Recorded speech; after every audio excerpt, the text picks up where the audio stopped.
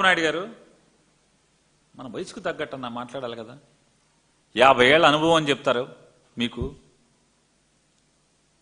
నేను మోడీ కంటే ఇంకెవరో కంటే కూడా సీనియర్ నుంచి మాట్లాడతారు మీరు.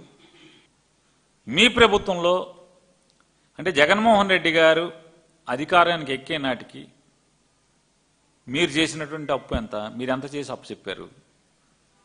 ఇవాళ జగన్మోహన్ రెడ్డి గారు 3 లక్షల చిల్లర కోట్లు అప్పు చేశారని చెప్పి మీరే అసెంబ్లీలో చెప్పారు.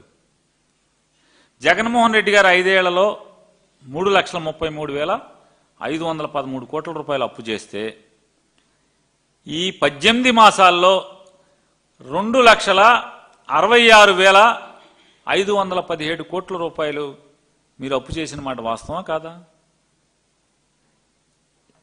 వారం వారం అప్పే కదా. మొన్న మంగళవారం డిసెంబర్ 2వ తారీఖు 3,000 4,000 తెచ్చినట్టున్నారు. దాంతో కలిపి 2,66,000 కోట్ల 66,516 కోట్లు 17 కోట్లు అని చెప్తున్నారు. అంటే ఏంటి 18 నెలలు అంటే జగన్మోహన్ రెడ్డి గారు 60 మాసాలు, మీ 18 మాసాలు. ఎవరు దివాళా కోరు ప్రభుత్వం? ఎవరిది అప్పుల ప్రభుత్వం? ఎవరిది అప్పుల ప్రభుత్వం? చంద్రబాబు నాయుడు గారు ఇంకా పచ్చిగా ఏం మాట్లాడతారు?